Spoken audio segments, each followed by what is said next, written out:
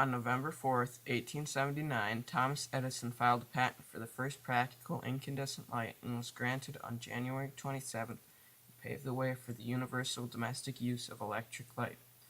At an early age, he became 90% deaf and never saw it as a disability. As a boy, Edison had only 3 months of schooling. He was taught at home by his mother, who was a former teacher. His life took an unexpected turn when a telegraph operator's young son wandered out onto the tracks in front of a rolling freight car. Edison ran out onto the tracks and snatched the child to safety. As a reward, the child's grateful father offered to teach Al the intricate skills of railroad telegraphy. At 16, Edison had found a new career as a telegraph operator. Since telegraph operators not only sent and received messages, but had to keep the equipment running, Edison learned a lot about practical electricity, how batteries work, how to wire circuits, and all about electromagnetism. During the early years of electricity generation, Edison became involved in a battle between his direct current system, which he developed, and the alternative current system, favored by George Westinghouse and developed by Nikola Tesla, who worked for Edison for 2 years before leaving in a pay dispute. The DC current runs continually in a single direction, like in a battery or a fuel cell. During the early years of electricity, DC current was the standard in the U.S. The problem with direct current is that it is not easily converted to higher or lower voltages. Tesla believed that alternating current was the solution to this problem. Alternating current reverses direction a certain number of times per second and can be converted to different voltages relatively easily using a transformer. A transformer is an electrical device that transfers energy between two or more circuits. This became known as the current war, and both sides were desperate to show the dominance of their systems. The Edison Company even on occasion electrocuted animals to show how dangerous the rival AC current was. Today, our electricity is still mostly powered by alternating current, but computers, LEDs, solar cells, and electric vehicles all run on DC power. Methods are now available for converting direct current to higher and lower voltages. Since direct current is more stable, companies are finding ways of using high-voltage direct current to transport electricity long distances with less electricity loss. In the 1870s, Thomas Edison sold the rights to the quadruplex telegraph to Western Union for $10,000, which gave him the financial backing to establish a proper research laboratory and extend his experiments and innovations. Edison set up his new complex in rural Menlo Park, New Jersey, in 1876. Menlo Park was a town on a main rail line between New York City and Philadelphia. He chose the location because the land was cheap and there was easy access to the resources of the cities, especially the rich investors Edison needed to support his work, but it didn't have the distractions of the big city. With dreams of lighting up entire cities, Edison lined up financial backing, assembled a group of brilliant scientists and technicians such as John Ott, Reginald Fessenden, and Walter Miller, and applied his genius to the challenge of creating an effective and affordable electric lamp. Incandescent bulbs work by sending electric current through a resistive material.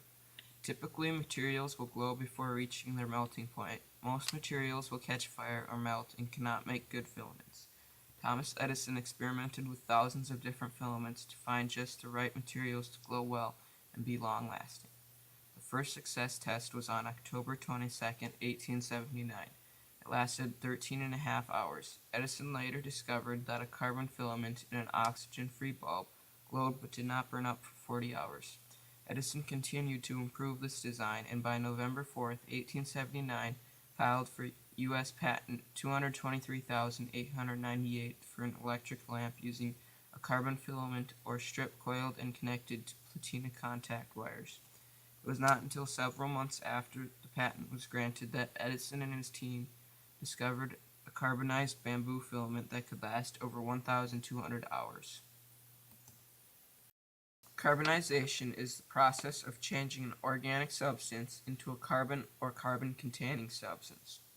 The story goes that Edison was using a fan on a hot day and unwound fine bamboo that was used on a fold-out oriental fan. He carbonized it and tested it as a filament. Then he sent assistants back to Japan to find the bamboo that was used in that fan and import it back to the laboratory. On December 31st, 1879, Edison gave the first public demonstration of the incandescent light bulb at his laboratory in Menlo Park, New Jersey. Edison did not invent the first electric light bulb. There were arc lights already, which were like our streetlights today. They were extremely bright, so people didn't want them in their homes. At home, people used gas lights, but their open flames were dangerous and they flickered a lot. Edison didn't just invent the first practical incandescent light either. He invented a whole system of electric lighting. This meant bulbs, electricity generators, wires to get the electricity from the power station to their homes, and more.